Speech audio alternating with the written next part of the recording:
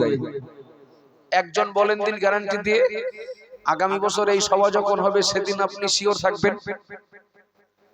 আসেন, sure বাসবেন, sure থাকবেন। এই গ্যারান্টি দেওয়ার ক্ষমতা বক্তা শ্রোতা কারো আসে নাকি বাবা? নেই। এতটুকু বিশ্বাস রাখবেন।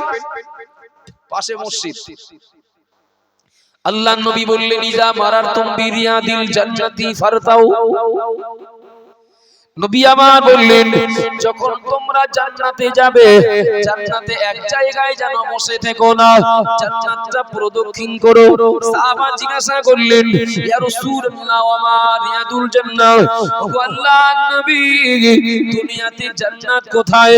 নবী বললেন ক্বালা মাসাজিদুন, আমি মুহাম্মদুর রাসূলুল্লাহ বলছি দুনিয়াতে জান্নাত হলো আল্লাহর ঘর, মসজিদ।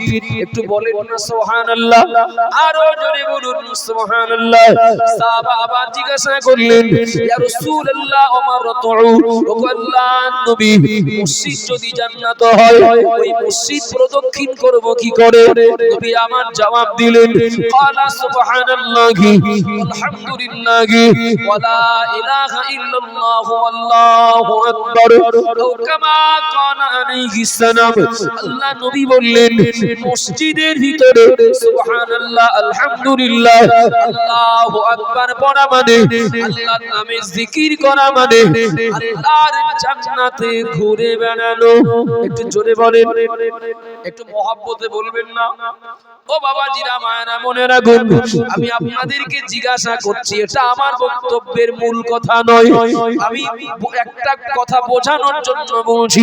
আল্লাহর নবী বলেছেন মসজিদ হলো জান্নাত, আর ওই মসজিদের ভিতরে যারা সুবহানাল্লাহ পড়ে, আলহামদুলিল্লাহ, আল্লাহু আকবার পড়ে, তারা জান্নাত প্রদক্ষিণ করে। একটু জোরে বলুন সুবহানাল্লাহ। এই মজলিসে যত মানুষ রয়েছে আমি আপনাদেরকে জিজ্ঞাসা করছি, আল্লাহর নবী মিথ্যা কথা বলেন নাকি? বলেন না। তাহলে মসজিদটা কি? বাহ, একটু উত্তর দেবেন। মসজিদটা হলো জান্নাত। আচ্ছা, জান্নাত শান্তির জায়গা না কষ্টের জায়গা? শান্তির জায়গা তো। জান্নাত শান্তির জায়গা তো বাপ। আচ্ছা, শান্তির জায়গায় স্বস্তিতে থাকা যায় না অস্বস্তিতে? স্বস্তিতে থাকা যায় তো। চলেন, মসজিদ হলো জান্নাত, অথচ দেখবেন সেই মসজিদে সারা সপ্তাহ আসেন, সারা সপ্তাহ আসেন, শুক্রবারের দিন এসেছেন। ইমাম সাহেবের দোয়া যদি 1 মিনিট লম্বা হয়ে যায়, ইমাম সাহেবের বক্তব্য যদি 2 মিনিট বেশি হয়ে যায়, এই সারা সপ্তাহ না আসা লোকটাই সবার আগে অভিযোগ করবেন। হ্যাঁ, আমি অত বাংলায় তো বলবো না, আমি একটু সবার আগে যে মানুষটার অভিযোগ আসবে খোঁজ নিয়ে দেখবেন সারা সপ্তাহ পরে আজকে এসেছেন। আজকের 29 রোজা শেষ হচ্ছে, কালকের ঈদ না 30 রোজা, এনি ইমাম সাহেবের যতটা মাথার যন্ত্রণা তার থেকে বেশি মাথার যন্ত্রণা ওই লোকটা, যে লোকটা শুধু 27 রোজাটা ছিলেন। একবার কুয়েতে ফোন করে, একবার সৌদি আরবের দোলাভাইয়ের কাছে ফোন করে, একবার সেই দুবাইতে ফোন করে, খালু আছে ওদিকে বাংলাদেশে মামুর বাড়ি, ফোন করে করে খোঁজ না ঈদ কালকে না পরশু দিন। ইমাম সাহেব বললেন দেখেন আজকের কিন্তু তারাবি হবে, আগামী কালকে 30 রমজান। ও ইমাম সাহেব, সৌদিতে ফোন করলাম কালকে ঈদ, দুবাইতে ফোন করলাম কালকে ঈদ, বাংলাদেশে ফোন করলাম কালকে ঈদ, আর আমাদের পরশুদিন। কালকের হয় কিনা হয় দেখে নিচ্ছি, কালকের ঈদ হয় কিনা। সৌদি আরবে ঈদ হবে কালকে, আর আমাদের ঈদ পরশুদিন। দেখবেন সত্যি সত্যি যারা 1 মাস রোজা থাকে তাদের অত মাথার যন্ত্রণা থাকে না, তাদের আরো মন চায় রোজা আর একটা হোক। অত সহজে রমজান মাস চলে না যাক, আর জীবনে পাবো কিনা ছাড়েন। মসজিদ জান্নাত, জান্নাত শান্তির জায়গা, তো কথা বলেন না, জান্নাত শান্তির জায়গা। দেখবে কিছু মুসল্লি আসেন, তারা একটু আগেই আসেন, আর কিছু মুসল্লি আসেন যারা ওই এক সপ্তাহ পরে আসেন। এদের ভিতরে আবার কিছু স্পেশাল মুসল্লি আসেন, খুতবা বলার সময় আসেন। আপনাদেরকে জিজ্ঞাসা করছি, যে মুসল্লিরা সবার শেষে আসেন, তারা কি সবার শেষে বাড়ি যান? কথা বলেন। সবার আগে বাড়ি যান, সবার আগে বাড়ি যাবেন। আবার দোয়া যদি 1 মিনিট দেরি হয় অভিযোগ করবেন, বক্তব্য 2 মিনিট বেশি হলে অভিযোগ করবেন। অথচ মসজিদ শান্তির জায়গা, যেভাবেই হোক 5 মিনিট বেশি থাকলে তো শান্তির জায়গা, জান্নাতেই তো থাকা হবে স্বস্তির সাথে। কিন্তু মসজিদে এসে ছটফট করে এরা কারা? মসজিদে এসে তিরিবিরি করে এরা কারা? এদের ব্যাপারেও নবীর হাদিস রয়েছে। আল্লাহ নবী বললেন, মাছ পানি পেলে যেমন আনন্দ পায়, যারা মুমিন, যাদের ভিতরে ঈমান আছে, মাছ পানি পেলে যেমন আনন্দ পায়, ঈমানদার ওই রকম মসজিদ পেলে আনন্দ পায়। একটু জোরে বলুন সুবহানাল্লাহ। নবী আমার উল্টো দিকটা বললেন, উড়ন্ত পাখি খাঁচায় বন্দী হলে যেমন ছটফট করে, যারা মুমিন না মুনাফিক, তারাই মসজিদে ঢুকলে ছটফট করে। ও বাবা জিরা মায়েরা মনে রাখুন, আল্লাহ 8টা জান্নাত তৈরি করেছেন, 7টা জাহান্নাম তৈরি করেছেন। নিশ্চয় আপনি মনে রেখে দিন, আল্লাহ দয়াময়, আল্লাহ গফুর ও গফফার রহিম রহমান, মহান আল্লাহ পাক রব্বুল আলামিন এত দয়াশীল হওয়ার পরেও, আল্লাহর এত দয়া থাকার পরেও, মহান আল্লাহ পাক রব্বুল আলামিন 7টা জাহান্নাম তৈরি করলেন কেন? ও বাবা জিরা ভাইরা মনে রাখুন, অত সহজে মহান আল্লাহ কাউকে জাহান্নামাই দেবেন না। যখন দেখবেন আমার বান্দার জান্নাতে দেওয়ার কোনো পথ নেই, মাধ্যম নেই, ওসিলা নেই, কারণ নেই, তখন আল্লাহ দেবেন জাহান্নামে। নিশ্চিত মনে রেখে দিন, জান্নাত আমি নিজে যদি না চাই, আল্লাহ ঘাট ধরে ঢোকাবেন নাকি? ও বাবা জিরা ভাইরা মনে রাখুন, দুনিয়ার মসজিদ হলো জান্নাত, আর ওই মসজিদে গিয়ে যে লোকটা ছটফট করে, নিশ্চয়ই লোকটার জান্নাত সহ্য হয় না। ভুল হচ্ছে নাকি? মসজিদ তো জান্নাত, নবী বলেছেন, তো ও জান্নাত যার সহ্য হয় না, আল্লাহ তার জান্নাত দেবেন? ওর সহ্য হবে যেখানে, আল্লাহ সেই জায়গায় দেবেন। মাছ পুকুর থেকে ডাঙায় তুলবেন, দেখবেন ছটফট করে। ছটফট করছে মানে কি? ও স্বস্তিতে আছে? অস্বস্তিতে আছে। পানিতে ছেড়ে দেন, চুপ করবে।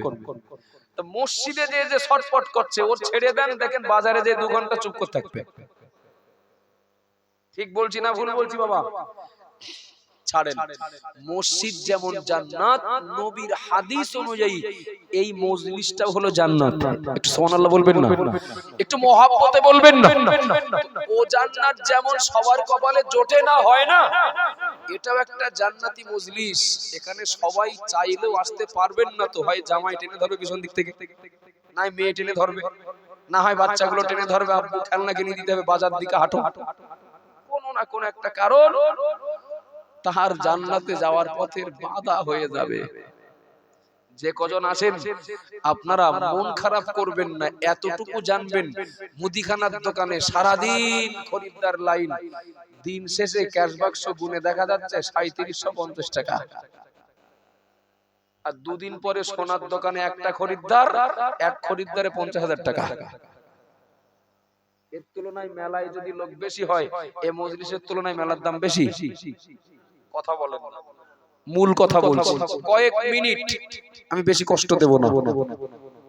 আবাজান মারা মনে কি দিন মা বোনেরা মনে রাখুন মহান আল্লাহ পাক রব্বুল আলামিন কোরআন শরীফের ভিতরে জানিয়ে দিলেন ফাআম্মা মান সাকুলাত মাওয়াজিনুহু ফাহুয়া ফি ঈশাতির রাদিয়া ওয়া আম্মা মান খাফফাত মাওয়াজিনুহু ফাউম্মুহু হাবিয়া মহান আল্লাহ পাক রব্বুল আলামিন কোরআন শরীফের ভিতরে জানিয়ে দিলেন আমার বান্দা ও আমার বান্দিরা মনে রাখো কিয়ামতের দিন মহান আল্লাহ পাক রব্বুল আলামিন সকল বান্দা বান্দীদের সারা জীবনের আমলগুলো আল্লাহ মিজান পাল্লায় চাপিয়ে দেবেন। ও বাবাজিরা ভাইরা মনে রাখুন সারা জীবনের আমলগুলো মহান আল্লাহ মিজান পাল্লায় চাপিয়ে দেবেন। কে কালো, কে পরিষ্কার, কে শেখ, কে সৈয়দ, কে সিদ্দিক, কে মোগল, কে পাঠান, সব আপন জায়গায় আল্লাহ সব বান্দা বান্দীদের সারা জীবনের আমলগুলো মিজান পাল্লায় চাপাবেন। যার ভালো আমলের পাল্লা ভারী ফাহুয়া ফি ঈশাতির রাদিয়া, যার মর্ম হলো সে জান্নাতে যাবে। সুবহানাল্লাহ বলেন, একটু মহব্বত করে বলেন। ওয়াম্মা মান খাফফাত মাওয়াজিনুহু ফাউম্মুহু হাবিয়া। ও বাবাজিরা ভাইরা মনে রাখুন মহান আল্লাহ দ্বিতীয় নম্বরে বললেন যার পাপের পাল্লা ভারী সওয়াবের পাল্লা হালকা সে জাহান্নামে যাবে। আমি আয়াতের অনুবাদ বলছি না, মর্ম বলছি। মহান আল্লাহ পাক নেকির পাল্লা ভারী হলে তাকে জান্নাতে দেবেন, পাপের পাল্লা ভারী হলে জাহান্নামায় দেবেন। ও বাবাজিরা ভাইরা মনে রাখুন এখানে আমরা যত মানুষ রয়েছি আপনি আমার ব্যাপারে খবর রাখেন না, কিন্তু আমি আমার ব্যাপারে ভালো জানি। আপনার ব্যাপারে আমি খবর রাখি না, কিন্তু আপনার খবর আপনি ভালো রাখেন। একটু দয়া করে বলবেন নাকি জীবনের শুরু থেকে আর এই পর্যন্ত আমার এই জীবনটাকে যেভাবে চালিয়েছি, যে রাস্তায় হেঁটেছি, যে রাস্তায় চলেছি, যে রাস্তায় আয় করেছি ব্যয় করেছি, যেভাবে আমার জীবনটাকে এই পর্যন্ত অতিবাহিত করেছি, প্রত্যেকেই যদি নিজের বিবেকটাকে জিজ্ঞাসা করি, হে বিবেক এ পর্যন্ত বল নেকি বেশি হয়েছে না পাপ বেশি হয়েছে? বিবেক বলে দিতে পারবে কি পারবে না? আমার খুব ভালো লাগছে আপনারা উত্তর দিচ্ছেন। বিবেকটাকে যদি জিজ্ঞেস করা হয় পাপ বেশি হয়েছে না সওয়াব বেশি হয়েছে, বিবেক বলে দেবে। ও বাবাজিরা ভাইরা মনে রাখুন, ও মা বোনেরা মনে রেখে দিন, মিডিয়ায় তোলপাড় চলছে বাবা। আমি আব্দুল মুহিত, আমি পরীক্ষা দিয়েছিলাম চাকরির জন্য। আমার ভাই রজব আলী সাহেব তিনিও পরীক্ষা দিয়েছিলেন চাকরির জন্য। কিন্তু মনে রাখুন আমি গরিবের সন্তান, আমার আব্বার টাকা নেই। আমি নাম্বার পেয়েছি 100-র ভিতরে 97, আর রজব আলী সাহেব বড় লোকের সন্তান, নাম্বার পেয়েছেন ধরে নেন 87। আমার থেকে 10 নাম্বার কম, কিন্তু রজব আলী সাহেব হুজুরের আব্বার অনেক টাকা আছে, 10 লাখ টাকা ঘুষ দিতে পারবেন। চাকরি কার হবে মনে হয়?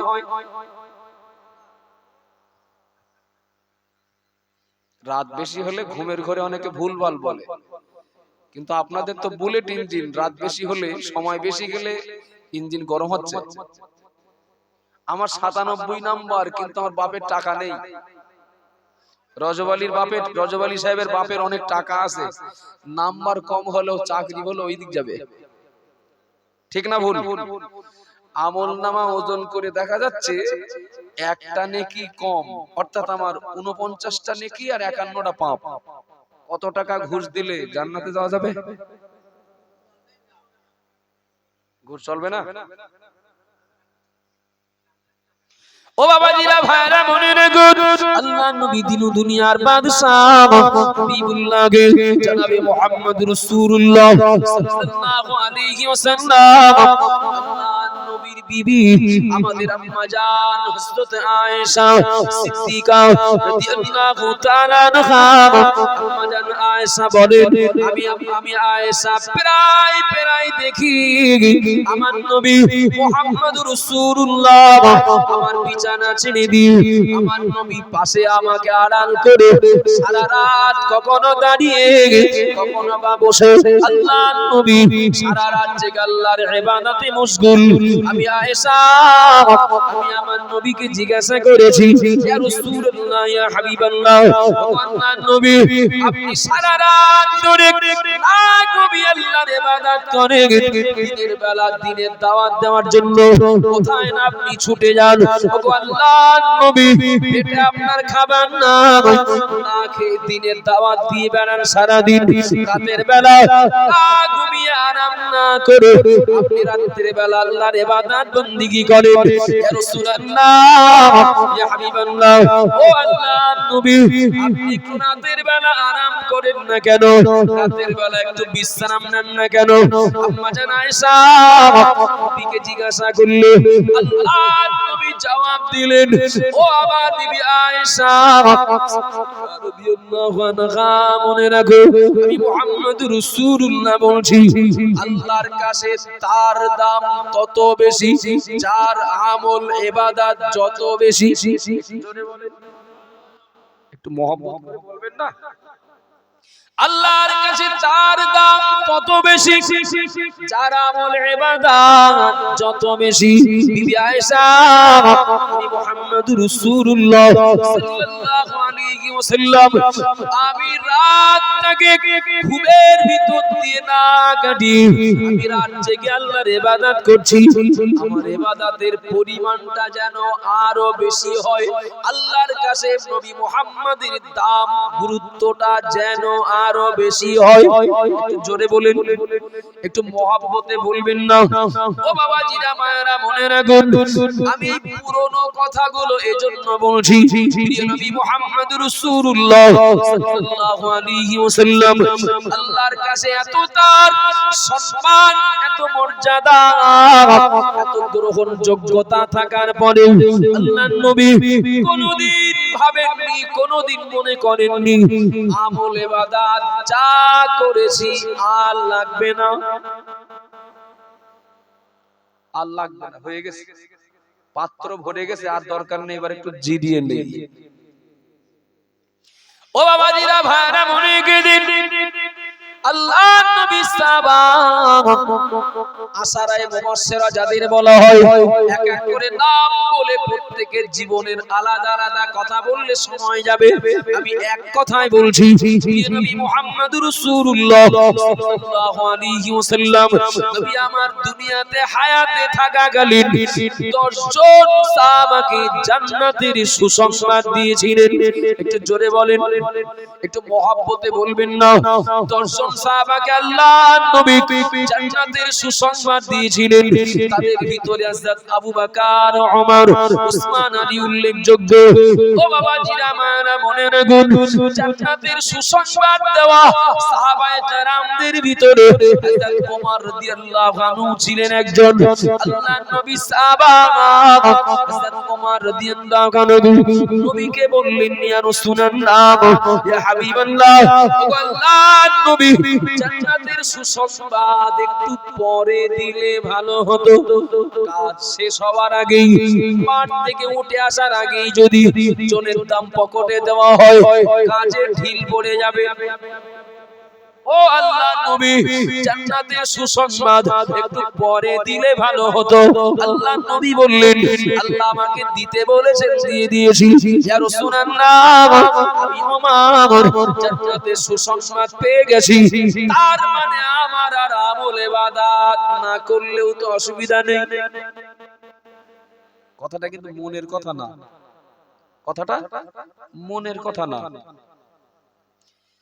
তার মানে হযরত ওমর রাদিয়াল্লাহু আনহু বোঝাতে যাচ্ছিলেন যে এটা এই সংবাদটা গোপন রাখলে ভালো হতো দিলেন কেন তার মানে আবার যেন ভাববেন না যে হযরত ওমর কি নবীকে ভুল ধরছেন না এটা ভুল ধরা না ও বাবাজিরা ভাইরা খেয়াল করুন আল্লাহর নবী মসজিদে নববীতে আযান হয়ে গেল মসজিদে নববীতে নামাজের জন্য চলে গেলেন মসজিদে নববীতে অন্যান্য সাহাবারা সকলে এক এক করে যেতে লাগলেন সাহাবারা মসজিদে নববীতে প্রবেশ করলেন আল্লাহর নবী হযরত ওমর রাদিয়াল্লাহু আনহুর ব্যাপারে সাহাবায়ে কেরাম দিগকে শোনালেন ও আমার সাহাবীরা ও আমার সাহাবারা মুহাম্মদ মুহাম্মদ রাসূলুল্লাহ বলছি, যেই না জামাতের সময় হয়ে যাবে, যেই না নামাজের সময় হয়ে যাবে, মুহাম্মদ রাসূলুল্লাহ বলছি, নামাজের সময় হয়ে গেলেই একজন সাহাবা গিয়ে মসজিদে নববীর দরজাটা বন্ধ করে দাও। ও সাহাবারা, আজ একটা বিষয় তোমরা দেখতে পাবে, তোমরা একটা বিষয় অনুভব করবে। আল্লাহর নবীর নির্দেশে মসজিদে নববীর দরজাটা বন্ধ করে দিয়ে জামাত শুরু হয়ে গেল। হযরত ওমর রাদিয়াল্লাহু আনহু তিনি যেই না মসজিদে নববীতে আযান শুনলেন, মসজিদের দিকে আসতে শুরু করলেন, তার মন আর বাড়িতে বসে না, মন আর বাড়িতে থাকতে চায় না। হযরত ওমর মসজিদে নববীতে এসে দেখতে পেলেন দরজা বন্ধ, ঢোকার পথ নাই। ও বাবা নিরাময় না, হযরত ওমর হুজুর মনে করলেন আজ কেন আনকমন বিষয় দেখছি, এমনটা তো কোনোদিন দেখি না, আজকের দরজা বন্ধ কেন? হযরত ওমর মসজিদে নববীর দরজা ঠেলে ভিতরে প্রবেশ করলেন, জামাতে যোগদান করলেন। নামাজ শেষ হয়ে গেল। হযরত ওমর হুজুরকে আল্লাহর নবী জিজ্ঞাসা করলেন, ও আমার সাহাবা ওমর, জান্নাতের সুসংবাদ দিয়ে দিয়েছি, তো আবার নামাজ পড়তে আসলে কেন? হযরত ওমর হুজুর বললেন, ইয়া রাসূলুল্লাহ, ইয়া হাবিবাল্লাহ, আমি তো জান্নাতের সুসংবাদ পেয়েছি, আর মহান আল্লাহ আপনাকে দিয়ে তো জান্নাত উদ্বোধন করবেন। একটু মহব্বত করে বলবেন না? আযান শুনে আপনি যদি বাড়ি না থাকেন তা আমি থাকি কি করে? সুবহানাল্লাহ বলবেন না? একটু মহব্বত করে বলেন না বাবা।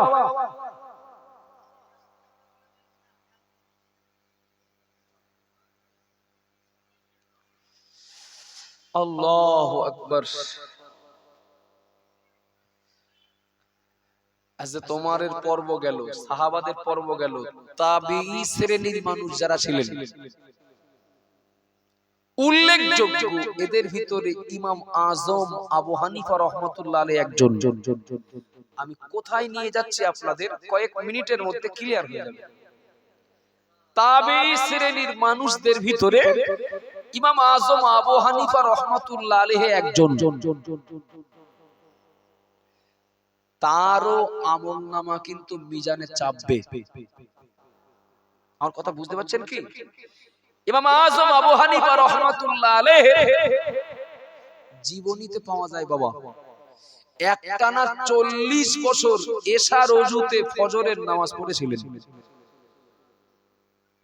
আপনাদের কি রাগ হচ্ছে নাকি? কিছু মনে নেন না, বলার অনেক কিছু ছিল কিন্তু বলতে পাচ্ছি না, আপনারা ভুল বুঝবেন তাই। একটানা 40 বছর এশার ওযুতে ফজরের নামাজ পড়েছিলেন। অর্থাৎ এশার ওযুতে ফজর পড়ার মানে হলো তিনি 40 বছর রাতের বেলা ঘুমাননি, না ঘুমিয়ে আল্লাহর ইবাদত করেছেন। একটু সুবহানাল্লাহ বলবেন না? ইমাম আজমের জীবনীতে পাওয়া যায় একটানা 30 বছর বছরে 5 দিন বাদ দিয়ে রোজা ছিলেন। ইমাম আজমের জীবনীতে পাওয়া যায় ইমাম আজম একটানা 55 বার হজ করেছিলেন। ইমাম আজমের জীবনীতে পাওয়া যায় ইমাম আজম আবু হানিফা রাহমাতুল্লাহ আলাইহি তার যেখানে কবর হবে জায়গাটাকে চিহ্নিত করে তিনি তার কবরের পাশে কখনো দিনে, কখনো রাতে, কখনো দাঁড়িয়ে, কখনো বসে 60,000 বার কোরআন খতম করেছিলেন। ইমাম আজমের জীবনীতে পাওয়া যায় কেউ এসে বললেন, হুজুর ছাগল হারিয়ে গেছে অমুক লোকের। ইমাম আজম ছাগলের গোশের খুব ভক্ত ছিলেন, ছাগলের গোশ পছন্দ করতেন। খোঁজ নিতে লাগলেন, খোঁজ নাও একটা ছাগল কত বছর বাঁচে। কেউ বললেন 6 বছর, কেউ বাঁচা পর্যন্ত আমরা দেখি নাকি, তার আগেই তো হয় কুরবানি, না আগিকার, না হয় জবাই। কেউ বললেন 6 বছর, কেউ বললেন 7 বছর, কেউ বললেন 8 বছর। ইমাম আজম একটানা 8 বছর ছাগলের গোশ নিজের টাকা দিয়েও কিনে খাননি। কেন? চোরের যদি সাহায্য করা হয়। ইমাম আজমের জীবনীতে পাওয়া যায় তিনি একটা জানাজা পড়তে গেছেন, জানাজা শুরু হতে দেরি হচ্ছে, সবাই ছায়া, ইমাম আজম খোলা আকাশের নিচে। একটা গাছতলায় ডাকলে ইমাম আজম বললেন, যে গাছতলায় ডাকছো ওই লোকের কাছে, ওই গাছের মালিকের কাছে আমি কিছু টাকা পাই, এখন তার কাছে যে টাকাটা পাই সেই টাকাটাই তো নিয়ে নেব, আর তার লাগানো গাছতলায় ছায়া ভোগ করলে ওরা যদি সুদ হয়ে যায়। কিছু বোঝা যাচ্ছে নাকি বাবা? ইমাম আজমের আমল যে মিজান পাল্লায় চাপবে, আমাদেরও আমলগুলো সেই মিজান পাল্লায় চাপানো হবে। 40 বছর রাত জেগে আল্লাহর ইবাদত, 30 বছর বছরে 5 দিন বাদ দিয়ে রোজা, 55 বার হজ, 60,000 বার কোরআন খতম, আর পরহেজগারি তার কি নজির। আমাদের ভিতরেও কিছু পরহেজগার আছেন, মসজিদে জুমার দিনে মিষ্টি দিচ্ছেন, জিলাপি দিচ্ছেন, খেজুর দিচ্ছেন, নিজে খান না, বাড়ি নিয়ে যান। আপনাদের মহল্লায় নেই হয়তো, নিজে খান না, বাড়ি নিয়ে যান। পরহেজগার মানুষ, কি ব্যাপার আপনি খান না, আপনি নিচ্ছেন হাত লম্বা করে, তো আমি তো খাই না, তোমরা তো সব জানো। ও বাড়ি ছেলে পিলে আছে, ওরা খাবে, বাড়ি পোতা আছে, পুতনি আছে, ওরা খাবে। যে জিনিস নিজে খাওয়া যায় না সে জিনিস বাড়ি কারোর খাওয়ানো যায়? কথা বলেন না তো। ফেতরাটা নিজে, নিজের ফেতরাটা বাইরে না দিয়ে বাড়ি দিলে হতো? নাতি ছেলের, পোতার, ছোট ছেলেটার ছাড়েন। ইমাম আজমের পরহেজগারিতার কি নজির। কারো কাছে টাকা পাবেন বলে তার গাছতলায় ছায়ায় দাঁড়াননি। সুবহানাল্লাহ বলবেন না? একটু মহব্বত করে বলবেন না? ইমাম আজম আবু হানিফা রাহমাতুল্লাহ আলাইহি, এ কথাগুলো সব পুরনো কথা, আমি আগেই বলেছি পুরনো কথা বলছি, আর প্রয়োজনটাই বলছি। ইমাম আজমের জীবন কাটলো এইভাবে, অথচ সেই ইমামে আজম আবু হানিফা রাহমাতুল্লাহ আলাইহি, তিনি তার দোকানের একটা কাটা শাড়ি ফেরত দিতে আসা লোকটা যখন বললেন ইমামে আজমকে, হুজুর আপনার দোকান থেকে এই শাড়িটা কিনে নিয়ে গিয়েছিলাম, বাড়ি যে খুলে দেখি নাল ভোট, হুজুর শাড়িটা একটু পাল্টে দেন। ইমাম আজম কাঁদতে শুরু করলেন। কেন? কারণ হলো এই শাড়িটার সামান্য এক জায়গায় নাল ফোট থাকার জন্য যদি শাড়িটা ফেরত দেয়, কিয়ামতের দিন আল্লাহ আমার আমলনামা দেখে যদি কোথাও নাল ফোট পেয়ে আমার আমলনামাগুলো যদি ফেরত দেন, সেদিন আমি যাব কোথায়? কিছু বোঝা যাচ্ছে নাকি? আজকে না হয় শাড়ি পাল্টে দিলাম, কালকে আল্লাহ যদি আমার আমল পাল্টাতে বলেন, সেদিন কোথায় যাব? কিছু মনে নিলে হবে না বাবা। গেল ইমাম আজম পর্ব, গেল ইমাম আজম আবু হানিফার পর্ব। আব্বাজান বারা মনে কি দিন, মা বোনেরা মনেরা গুন, ফুরফুরা শরীফের পীর মুজাদ্দিদুজ জামান আল্লাহ হযরত দাদা হুজুর পীর কিবলা রাহমাতুল্লাহ আলাইহি চোখে আমরা দেখিনি, তবে তার ব্যাপারে আমরা জেনেছি, তার ব্যাপারে যথেষ্ট অভিজ্ঞতা অর্জন করেছি। মুজাদ্দিদুজ জামান দাদা হুজুর পীর কিবলা রাহমাতুল্লাহ আলাইহি তার ইলমের পরিধি, তার ঈমানের পাওয়ার, তার আমলের পরিধি, তার তাকওয়া, তার পরহেজগারি, তার খোদা ভীতি, তার আধ্যাত্মিকতার নজির। ও বাবা জিরা মায়েরা মনে রাখুন, মুজাদ্দিদুজ জামান দাদা হুজুর পীর কিবলা রাহমাতুল্লাহ আলাইহির পরে আপনি এমন একজন মানুষের নাম বলুন যে মানুষটা ইলমের পরিধিতে, ঈমানের পরিধিতে, আমলের পরিধিতে, তাকওয়া, পরহেজগারিতা, খোদা ভীতিতে মুজাদ্দিদুজ জামান দাদা হুজুর পীর কিবলা রাহমাতুল্লাহ আলাইহি থেকে আরো এগিয়ে। কথা বলেন না।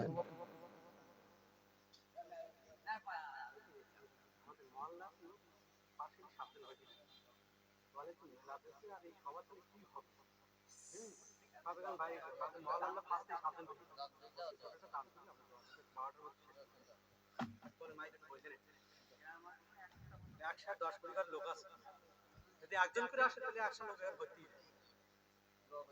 কি করতে হবে? সমাজ চালাচ্ছে এখানে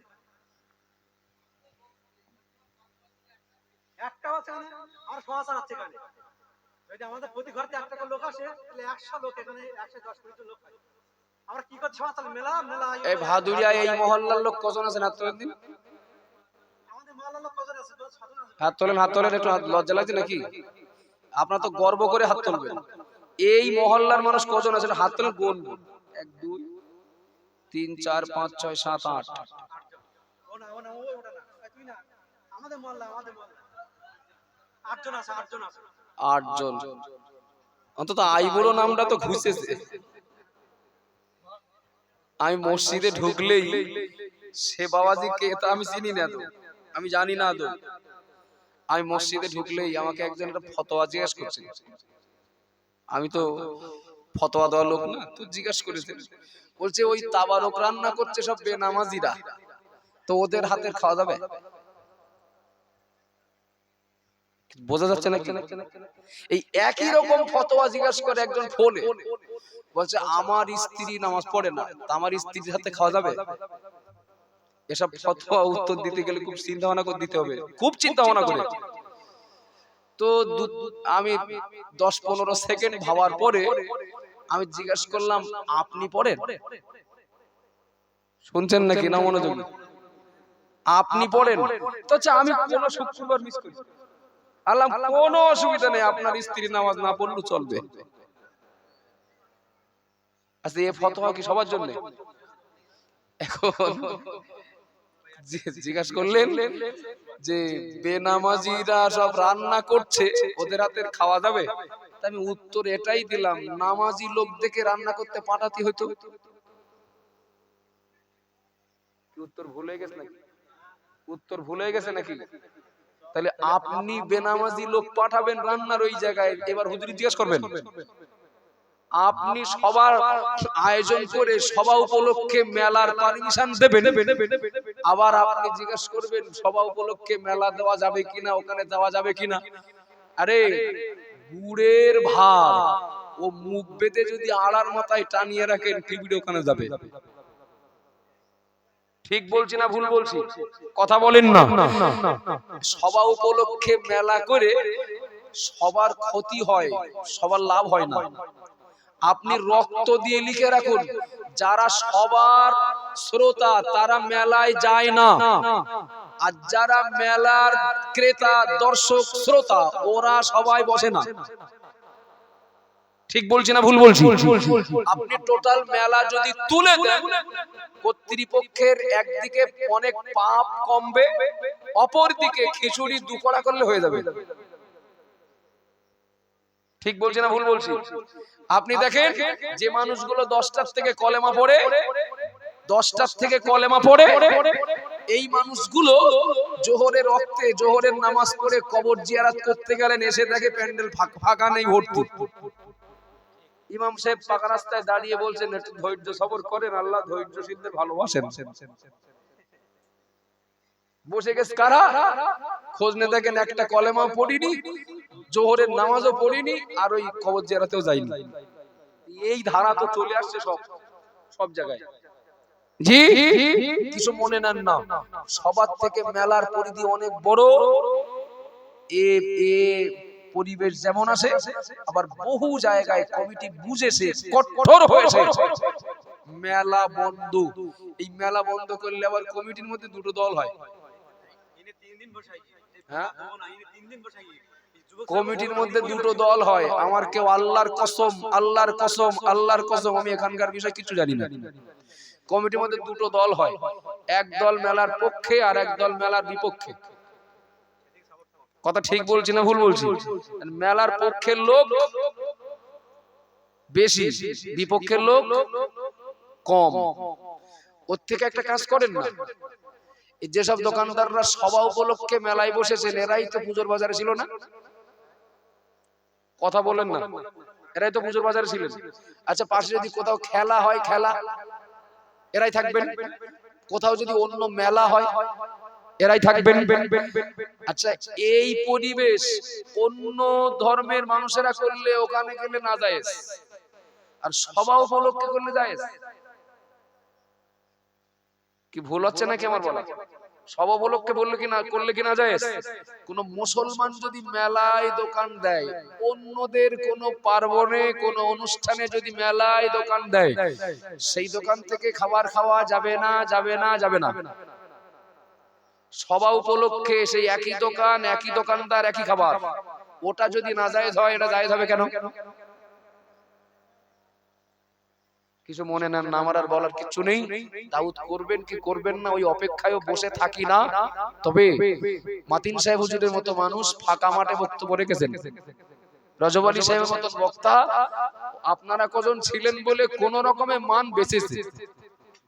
আর আমি এক্ষুনি শেষ করলে আমার তো ভালো হয়। বাবাজি বলে দিয়েছেন আর বাড়াতে হবে না, কেননা এখানে আয়োজক ব্যবস্থাপকরা নেই। যারা রান্না করেছে ওরা রান্না করে চলে গেছে, খাওয়ার লোক আলাদা। যা বললাম আমি বলতে চাচ্ছিলাম, যেখানে 5টা মিনিট বলি শেষ করে দিচ্ছি। নবী, নবী, সাহাবা, তাবিন, তাবা তাবিন, ফুরফুরা শরীফের পীর, বসিরহাটের আল্লামা রুহুল আমিন, এ সকল মানুষগুলো এত নামাজ, এত ইবাদত করেছেন, এত আমল করেছেন, এত তাকওয়া করেছেন, এত পরেশগারিতা অবলম্বন করেছেন, এর পরেও না তাদের চোখের পানি বন্ধ হতো না। কেন বলেন দিন? কি হবে তার ঠিক নেই, কি হবে তার ঠিক নেই। দাদা হুজুর কেবলা 5 ওয়াক্ত নামাজে দোয়া করতেন, আল্লাহ আপনার কোরআনে যদি লা তাকনাতু মির রাহমাতিল্লাহ এই কথাটা না বলতেন তো আবু বকর দুনিয়াতে স্বাভাবিকভাবে জীবন যাপন করতে পারতো না। আপনার দয়ার উপরে ভরসা করে আমি দুনিয়াতে স্বাভাবিক জীবন যাপন করি। আমরা কারা? আমাদের পাত্র যদি আলগা করে দেখা হয়, আমাদের পুঁজি যদি দেখা হয়, কিছু মনে নেবেন না বাবা, আমাদের পাত্রে আল্লাহর আনুগত্যের তুলনায় নাফরমানি বেশি, নবীর সুন্নাতের অনুসরণের তুলনায় বিরুদ্ধচারণ বেশি। কথা ঠিক বলছি না ভুল বলছি? বছরে একবার মহল্লাতে একটা সভা হচ্ছে, জলসা হচ্ছে, সে জলসাতেও আপনি আসবেন না। আর এই সুযোগ নিয়ে আর এক শ্রেণীর মানুষ তারা বলবে সভা সমিতি বন্ধ করো, কেননা সভা উপলক্ষে মেলা হয়, যারাই সভা দেয় তারাই তো মেলা দেয়, সবার দোষ দিয়ে লাভ কি? ওর জন্য এটা তো বন্ধ হবে না, বরং এইটার পবিত্রতা রক্ষা করতে ওইটা বন্ধ করতে হবে। তা না হলে একই পাত্রে দুধ সেই পাত্রে গোচনা যদি পড়ে, তাহলে সে দুধ তো আমরা কেউ কিনবো না, খাবো না। আল্লাহ আমাদের সবাইকে সঠিক বুঝ দান করেন, বলুন আমিন। বিবেকটাকে জিজ্ঞাসা করি, বিবেকটাকে জীবনের শুরু থেকে এই পর্যন্ত যা করেছি, পাপ বেশি হয়েছে না সওয়াব বেশি হয়েছে? বিবেক যদি বলে পাপ বেশি হয়ে গেছে, তাহলে বাকি জীবনটা একটু বেশি সওয়াব কামাই করতে হবে, তবেই তো নেকির পাল্লাটা ভারী হবে। আর বিবেক যদি বলে যে এ পর্যন্ত নেকির পাল্লা ভারী আছে, তাহলে বাকি জীবনটা ওই অবস্থায় নিজেকে চালাতে হবে যেন ঘাটতি না হয়। ঘুষ দিয়ে চাকরি পাওয়া যায়, ঘুষ দিয়ে পঞ্চায়েতের টিকিট পাওয়া যায়, ঘুষ দিয়ে বিধানসভা লোকসভা কেন্দ্রে প্রার্থী হওয়ার জন্য ঘুষ দিয়ে টিকিট পাওয়া যায়, ঘুষ দিয়ে জাহান্নাম থেকে নাজাত পাওয়া যায় না, ঘুষ দিয়ে জান্নাতে জায়গা পাওয়া যায় না। সুতরাং আমার এই কথাগুলো ঈমানওয়ালা কলেমা পড়া মানুষগুলো আমার এই কথাগুলোর মূল্যায়ন করবে না, তো অমুসলিমরা কি করবে? আর নয়, যা বললাম এই পর্যন্ত। এখন আমার বাবাজি তিনি বললেন তিনি আমাকে বললেন আর কাজ করব, বাজারে যাই। যে মানুষগুলো এখানে বসে এত রাত পর্যন্ত মজলিসের আদব রক্ষা করেছেন, এই লোকগুলো কি পাপ করেছে নাকি? যারা এসে সভা শুনবে তারাই যত টাকা লাগবে দেবে, আর যারা হড়বে তারা হুড়েই বেড়াবে। বাজারে গেলে কালেকশন ভালো হতো। যাবেন কজন আমার সঙ্গে? দোয়া হবে, দোয়া হবে। মূল বক্তব্য আমার শেষ, মূল বক্তব্য আমার শেষ। আপনাদের কাছে আমার একটা অভিজ্ঞতা নেওয়ার জন্য জিজ্ঞেস করছি। একটা পুকুরে যদি একবার জাল টানা হয়, পুরো পুকুর জাল টানা হয়েছে, 1 বিঘের জায়গা বাদ রাখা হয়নি বলে পুরো পুকুর ভালো করে জাল টানা হয়েছে, এরপরেও মাছ থাকে না সব কুড়িয়ে জালে ওঠে?